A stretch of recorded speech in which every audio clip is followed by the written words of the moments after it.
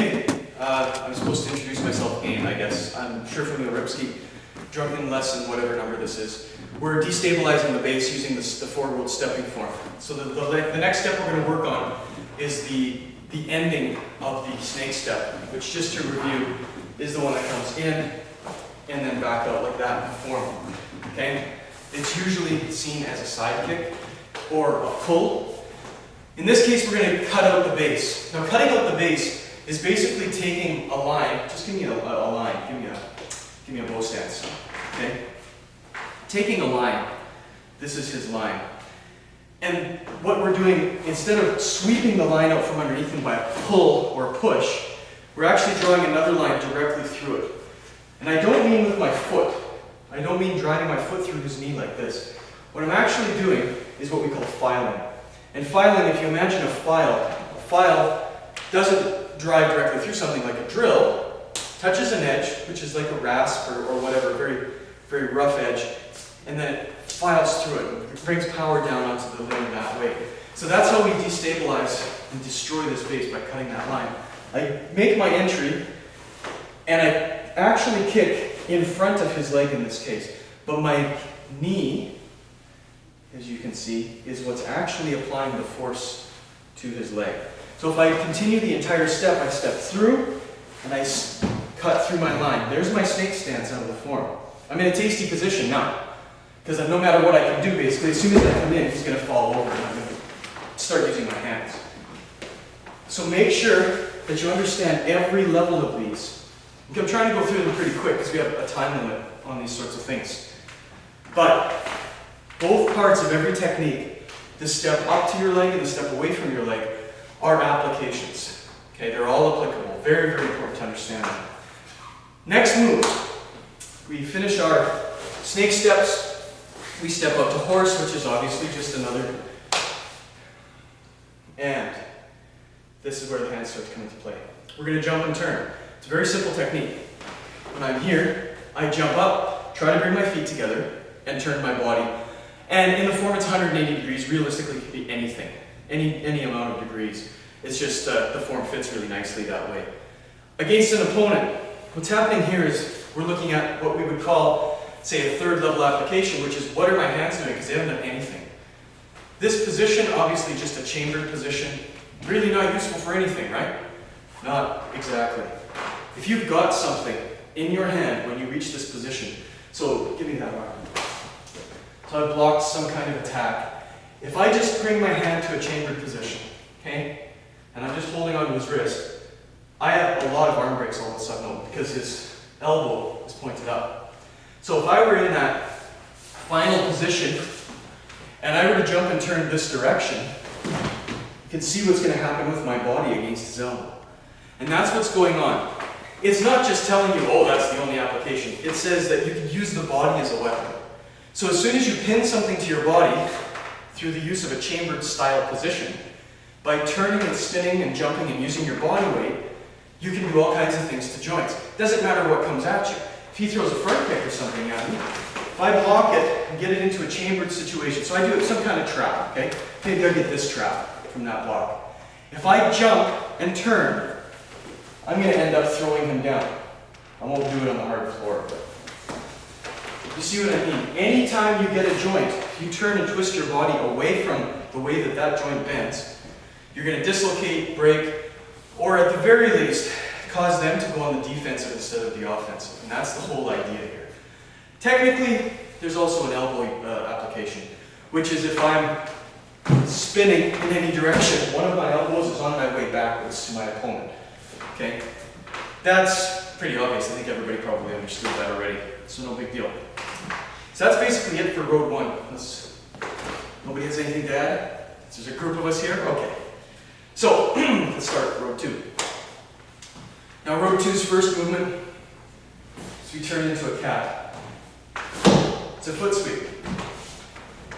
My opponent does whatever. We're fighting, we're close to each other. As soon as I make my turn, that's what I'm doing. I'm not going to make him hit the floor most likely, but I'm going to destabilize him.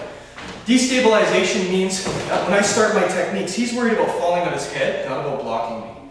That's what matters, okay? Kung Fu uses a lot of techniques that destabilize people, especially Tai Chi people. They really dig that stuff. As soon as somebody touches a Tai Chi person, they take away their root, and then they're all concerned about not falling down while the Tai Chi guy's punching them in the face. It's the same idea here. Okay, so we turn, that's our little tiny foot sweep, our little destabilization. The next movement in the form, okay, is we throw a nice little, what we call a stomp kick. And a stomp kick is with the heel rather than with the ball of the foot as we do a front kick. And what we're doing here is we're coming down on a 45-degree angle, and the object is to pin their leg to the floor. So if you just take a bow or a cat stance or something, I'll just do it out of the form. I turn, I come back up into my crane, and as I stomp down, I'm not stomping directly on their knee. You're trying to hit them down in here in their shin. Because if I can get enough pressure on a 45-degree angle like that, through their shin, what happens is the heel will accept pressure and get stuck to the floor. If the heel gets stuck to the floor, this knee has to straighten out. And the reason it breaks is actually because he just can't get it out of here. Because as soon as he tries to leave, like just I'll let you out here, pull backwards, where's all the force? All the force is on the knee because the heel is on the floor.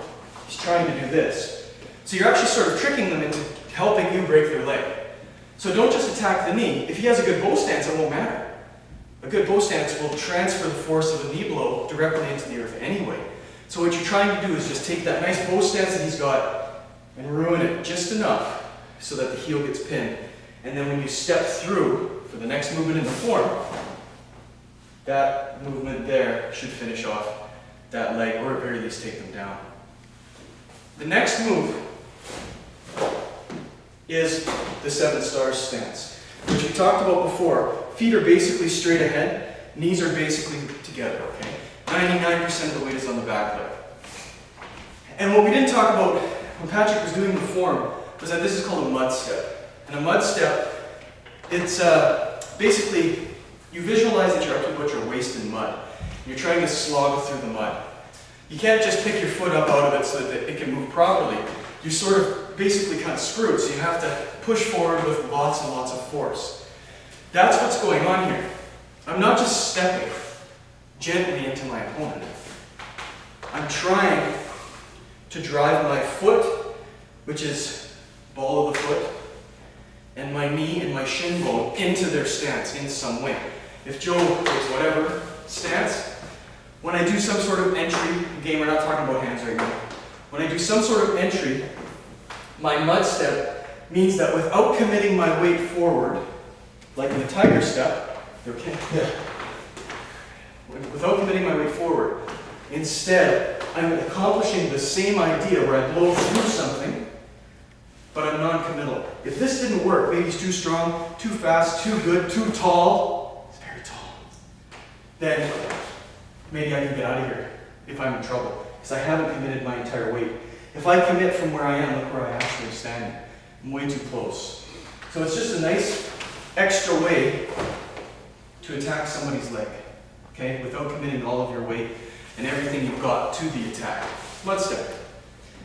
That's why I have 7 stars rather than the cat. Trying to make sure our weight stays back while our power moves forward.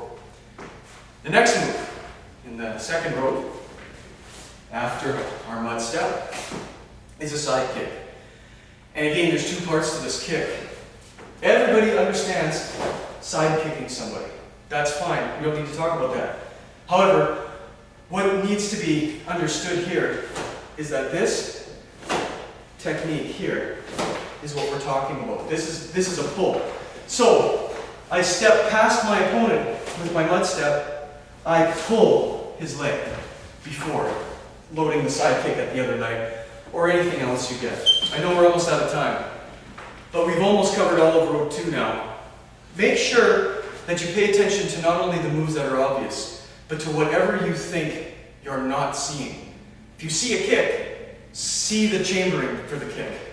See the return to the chamber for the kick.